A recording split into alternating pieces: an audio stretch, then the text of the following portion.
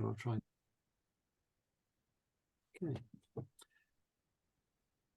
So, welcome to this conversation between myself, Jonathan Davidson. I'm a poet and writer, and the artist Anna Dillon. The reason we're here is because we have collaborated in a publication, a book. To my mind, it's a book of beautiful paintings with some words from myself. Anna may see it slightly differently, but certainly the focus in my mind is the fact that we both have a connection with the Downs. So welcome, Anna. How are you today? Not bad. I've just come out of finishing a long exhibition, and so it's a really good time to chat about this next project. I'm doing well, actually. Managed to avoid COVID, like lots of people have got it recently. That's good. And of course, I know you are sitting near to your studio, not a mile or so away from the Downs, which you've been painting for many years of your life. So you're very close to the subject matter, aren't you? I think the Ridgeway from where I'm sat right now is about 40-minute walk away, all uphill. So I'm in the village of Aston Tyrrell. And yeah, my studio I'm looking at across through the patio. It's only a few meters away, and it's just getting all, it's got Virginia creeper, so it's getting all autumnal and lovely red tones, and it's looking a bit messy. Good. Well, I've enjoyed going to your studio because it is messy. I have a very tidy desk, and as you can see, my bookshelves are quite well organized. Slightly too many poetry books, but you've told us a bit there about your connection with the Downs, then, and maybe, I mean, I'll say a bit about why I am interested in this area, and then it would be lovely to hear a bit more about your connection with it. And I know you've been involved in other things about the Downs, so we kind of call this the patch we're talking about, the Middle Ridgeway between Streatley, where the River Thames cuts through the hills, and going west towards just above Swindon. So from my point of view, when I was growing up in Didcot, I'm a Didcotian, born in Oxford, but after 6 months I was in Didcot. That was the part of the Downs I would go up to, first of all with my dad, who was a keen cyclist, and he would wanted his children to be keen cyclists, particularly his son. So from the age of 6 or 7, I was on bike rides with my dad, trailing behind him. And I distinctly remember at the age of 8 or 9, the first time I was able to climb up a hill onto the Downs without getting off my bike. Looking back, it wasn't one of the major hills, it's just Hagbourne Hill, but it was still a big hill when you're only 8. And from then on, we would very often cycle out on a Sunday across the flatlands, the clay vales just south of Didcot, and then up onto the Downs through East Ilsley, West Ilsley, Oldsworth, all those villages going further down. So the Downs was always in my mind. And if you live in Didcot, and I know you went to school in Didcot as well, Anna, depending on the light, the Downs either appear as a very low horizon or as these towering mountains that might be crossed. So that's my story about the Downs. Well, what about you? When did the Downs of this area start to come into your work?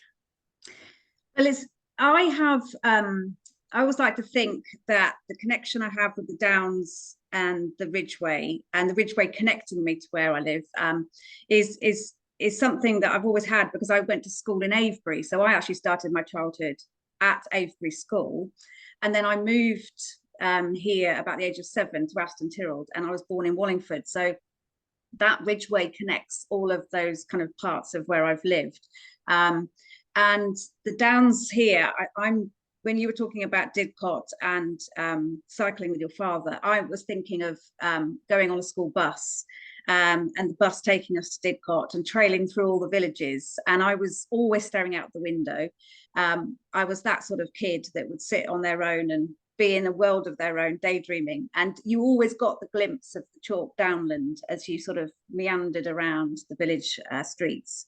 But also my grandparents, who also lived in the village, were avid walkers. So we were always dragged out for long walks on Sundays. And I always liked the fact that we would walk up the Downs. And I never quite understood why they were called the Downs, when as a child I was definitely walking up them. And where we are in this village, you've got the Aston Downs and the Blueberry Downs that connect to the Churn estate. So it's that lovely feeling of open sort of landscape and country when you get up and above. So that's kind of my sort of real childhood memories of it. And actually, I've mentioned my father, and I know your father, who is a scholar of the Middle Ridgeway, probably the most knowledgeable person of that area of countryside across so many facets. So you presumably his interest in downland life affected you in some way.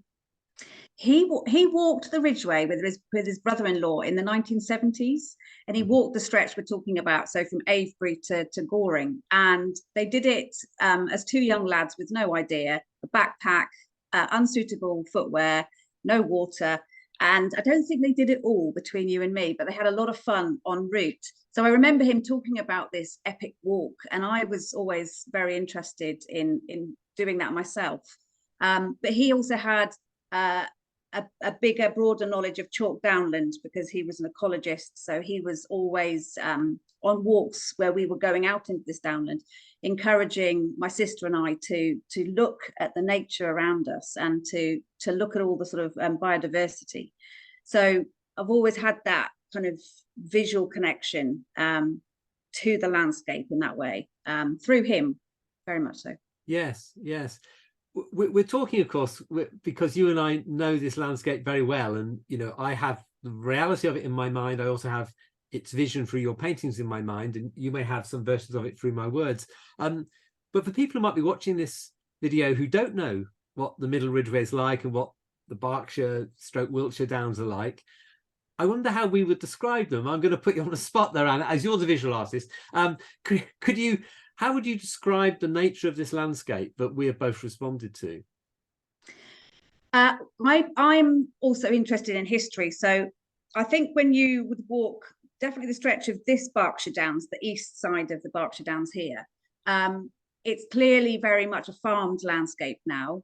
So it's very arable, it's very open. But that also gives you incredible panoramic views across the Thames Valley and towards the Vale of the White Horse Valley, the Vale there.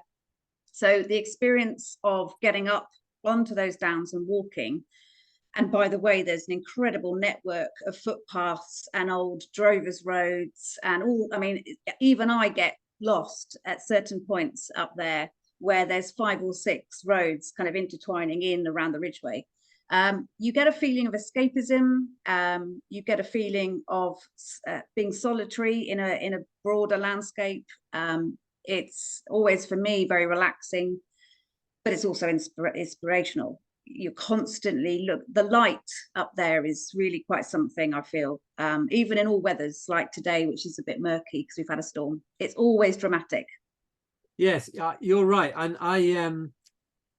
I've spent the last 2 years reminding myself that this part of the south of England, it isn't like what people imagine the south of England to be, shopping centres and gastropubs. It's actually wild.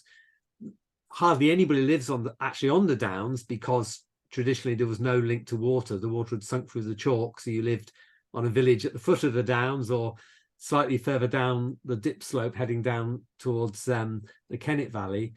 So it really is a lonely place, which makes the sheer quantity of tracks and footpaths slightly ghostly almost. But there must have been so much traffic up here at one point, presumably 2,000 years ago.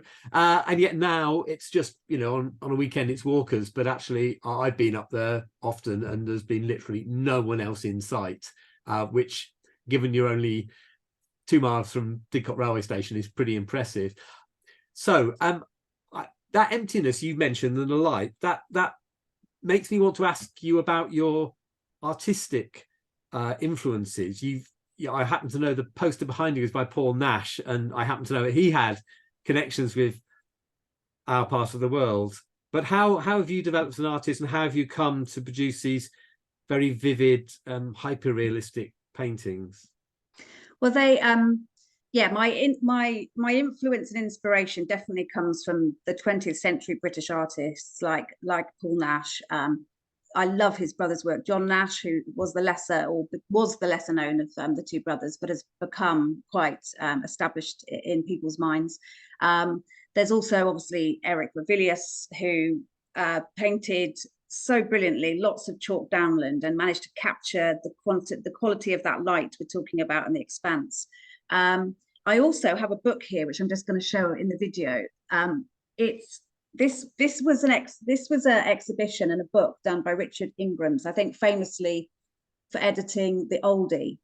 That's right. He lives very near to here in Aldworth, and this book had an exhibition which was exhibited with a series of amazing artists in the 1980s in Swindon. And I flicked through this book as a child, and I was absolutely in awe of all the work. So I'm going to show you this one painting, and it's by a chap called, and I don't know the artist very well, but he's called Patrick Mara Carne, because I'm going to pronounce it slightly, I think he's from Jersey, so he's slightly French. But this, if you can see it, is a beautiful panoramic of the Uffington White Horse.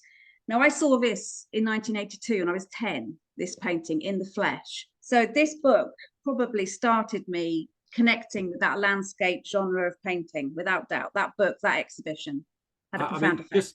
You just showing me that makes you think that's an early Anna Dillon, actually, although I know it isn't, but because it could be that sense of almost geometric analysis or a graphic analysis of the landscape, ordered, but there's also disorder there. We obviously were talking about the book Downland, and we're talking about it because we want to tell people about how we came to write it and produce it and paint it. So, but I'm also interested just in some aspects of your painting. So I'm going to digress for a moment to say that one of the things that drew me to your paintings to want to write about them was the fact that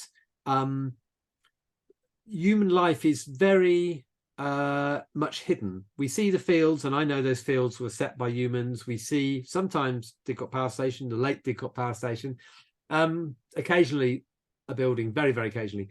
But generally speaking, your landscapes are depopulated as if they are almost, is it pre-Lapsian, they say, before the fall or after the apocalypse, whatever it might be, but before or not directly involving human beings. So I'd be really interested in knowing whether that's a deliberate take, whether it responds to the painting we've just seen, which seemed to have the same view. You know, it's obviously a landscape as opposed to a portrait of people in the landscape. You've given me space to write, so thank you. But why has it been that your paintings have that kind of non-human side to them? Probably, if I'm being frank, the Victorian genre of landscape painting always included people. I mean, I guess I wouldn't like, I'm using this phrase sensitively, but there was the work was established, but a little bit chocolate boxy. Yeah. And I think I'm being careful about that, because I know it's also beautiful work, which I appreciate, but putting humans in, watching how they farm the land, that Victorian art, which I'm sure you're visualizing, works really well. But for me, I didn't feel that adding the human element into the landscape added anything, because for me, it's the love of the landscape and how it's been shaped by humans rather than the humans themselves, if that makes sense. No, totally. The center of gravity being the land and the colors and shapes.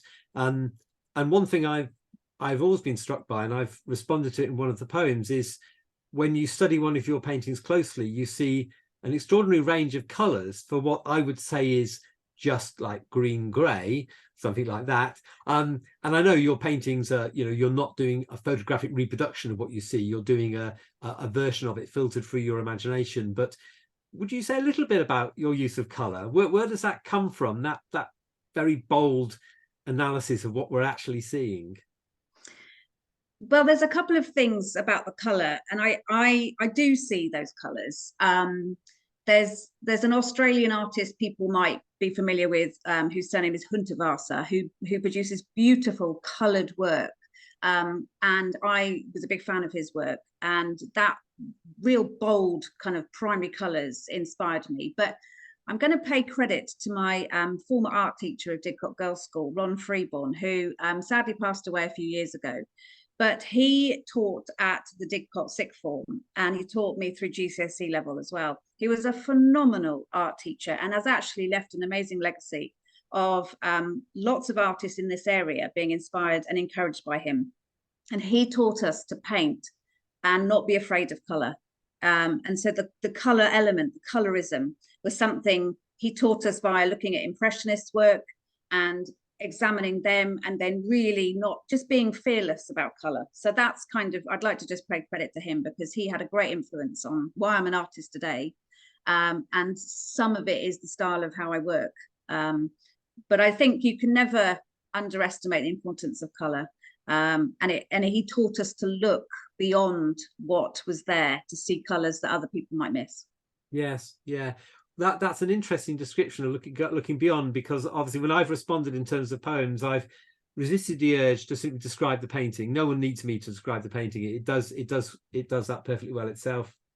So I've been thrown into trying to describe what is beyond what the painting immediately says, either whether there's a personal response to it. And you know, my late father comes into it because he was the person who dragged me up there, and I have, you know, his presence in my life is inextricably linked to cycling across the Berkshire Downs. It's just, you know, a few feet behind his wheel, possibly wishing I wasn't there sometimes if it was raining. But also, I was going to, go on. Sorry, Jonathan. I was going to ask you actually whether your father had an influence on you becoming a poet in any way, apart from being able to connect to the landscape. With what he was a man who was poorly educated in technical terms, because he was evacuated when he was 12 to North Wales and lived in a Welsh-speaking community and didn't really speak Welsh. So that made him a lonely and slightly troubled boy. And he was, I think, probably a lonely and slightly troubled man throughout his life.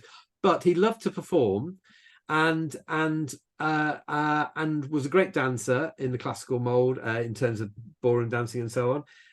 And he loved to sing, and would embarrass me and later my sister by, as we were cycling, singing as he went along, which for him was just part of the pleasure of it. For us was excruciating. If you're 11 and your father is singing as you cycle. Cycling in the 1970s was embarrassing enough because it wasn't a fashionable sport then, and the few people who joined the Didcot Phoenix Cycling Club were seen as a bit kind of curious, because sport was football or possibly rugby or maybe cricket, but it wasn't cycling. That was kind of continental, and what is all this about? So my father, from him I inherited a desire to be heard, a wish to try and entertain people, but also I think a desire to create. He wasn't in a very creative role. He was a factory worker in what was then British Leylands, or Press Steel as he would call it, in Oxford, making cars. So he was creating cars where he never owned one. In fact, he couldn't drive.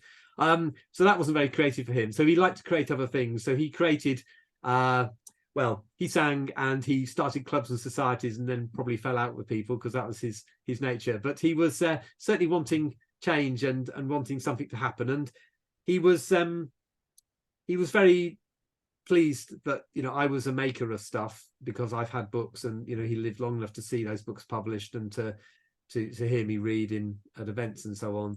And my mother even more so, because she was more of the poet. So for her, it's instinctive perhaps to write, although when you're a young person, you don't tell your parents you're writing, you just write quietly yourself.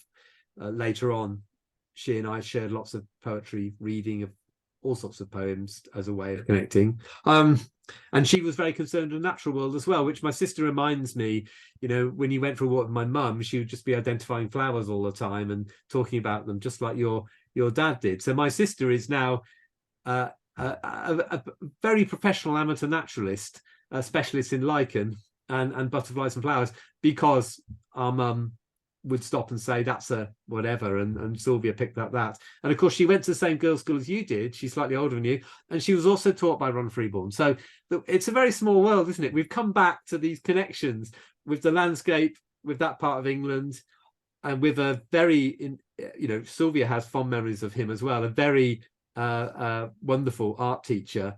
So yeah, the book therefore was inevitable, and of course we hope that people who don't know our lives in that way will find it a pleasure to look at and a pleasure to take into the wider world. Because for those who haven't seen the details of it, who might be watching this video, you can, with the book, walk from just south of Swindon along the Ridgeway, looking at your paintings, Anna, and reading my poems if you wish to, and feel free to read them aloud. We do like that.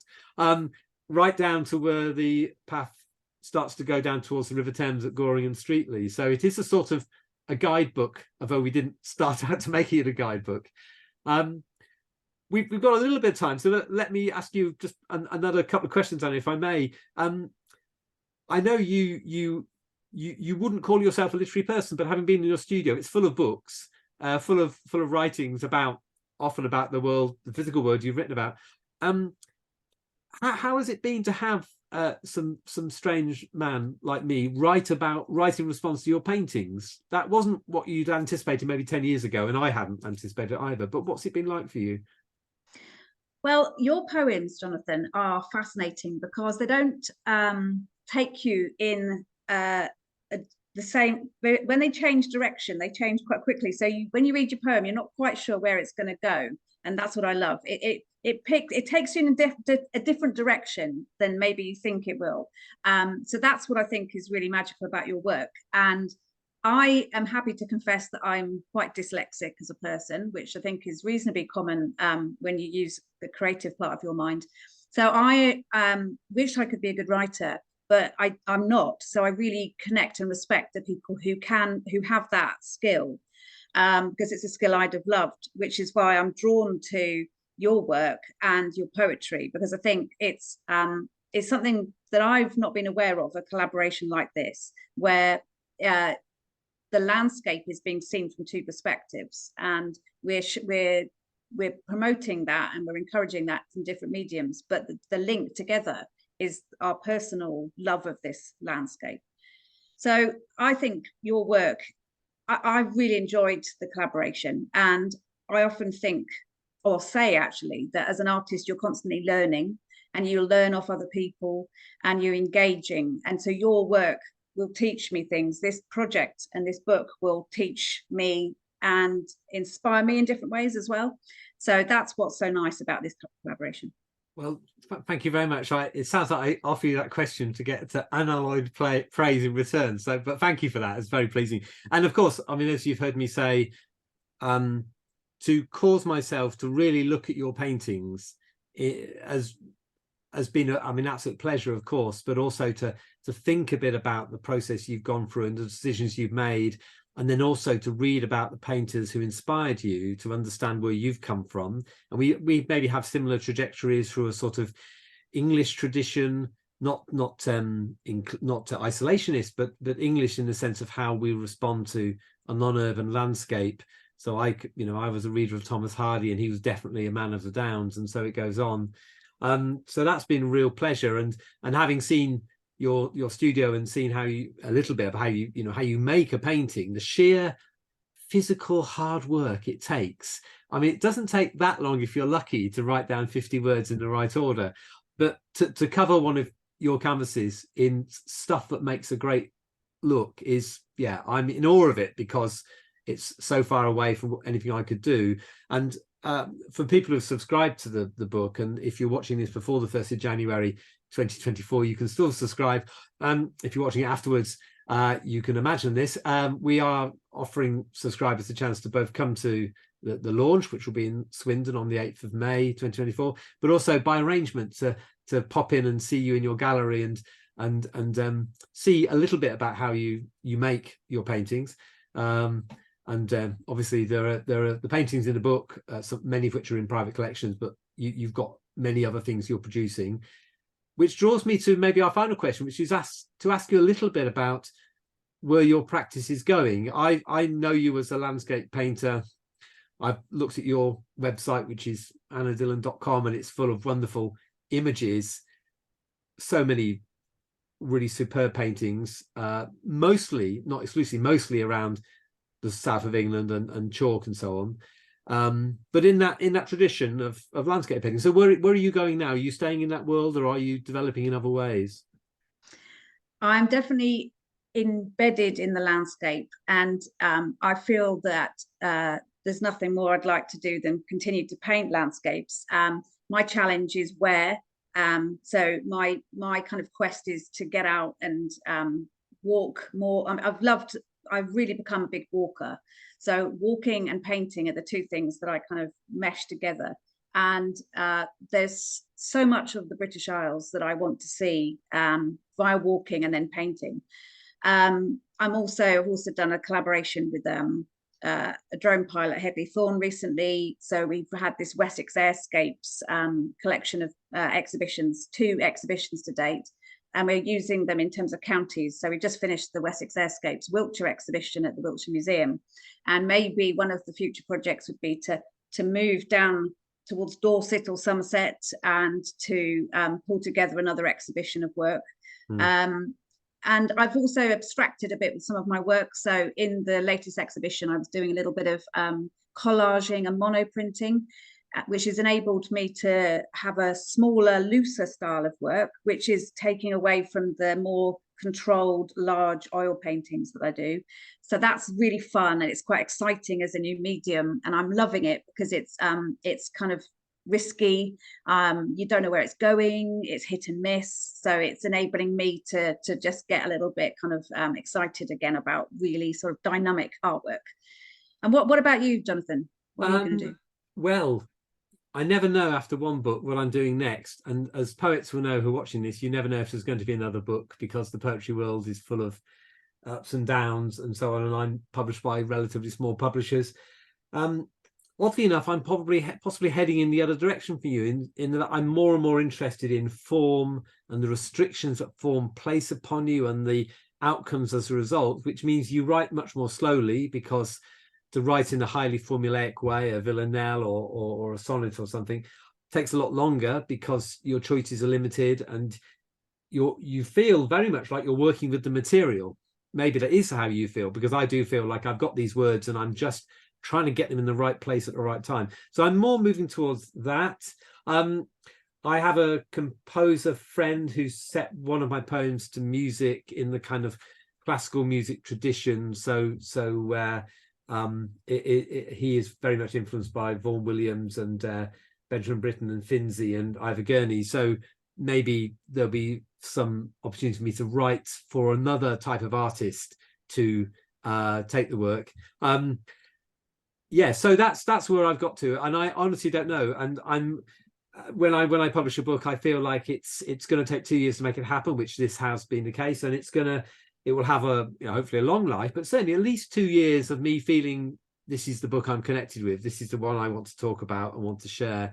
And perhaps as we end, I should say I mentioned the in-person launch event, which is on the 8th of May, and will be as part of a day of poetry activities happening in Swindon on the auspices of the Swindon Festival of Literature, happening at Lower Shore Farm. We found a farm in Swindon which seems appropriate for the nature of what we're doing, and that's only a couple of miles away from Lammy Down, which is one of the first paintings I respond to in your work, and then the book heads east.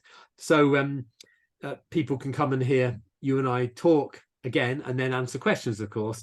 We tried to give an introduction to the book in this little film, but we've digressed. But if you walk on the Ridgeway, you will digress, because although there's one straight line, as you said, Anna, there are lots of little paths leading in other directions. So you're tempted to go off the track, which is probably what we've done today. But I've enjoyed very much hearing what you've had to say about your work. So I think we're probably coming to a close. We've probably said enough, entertained people enough, and we look forward to this book being published in May 2024. And I think I'm right in saying, Anna, that we will be around making it visible. We're doing some walks on the Downs if people want to come along with an artist and a poet and speak some poems and look at some landscapes. That would be lovely. And then the event in Swindon, and hopefully events in other locations in that part of Oxfordshire, Berkshire, Wiltshire, etc. So anything else to say, Anna, or shall we say goodbye at this point? Well, wishing everyone a good Christmas and New Year. I can't believe I'm saying that. It's not yet November, is it? But no. Thank you. No, okay. We're looking forward to it. Yeah. Okay. Goodbye, everyone.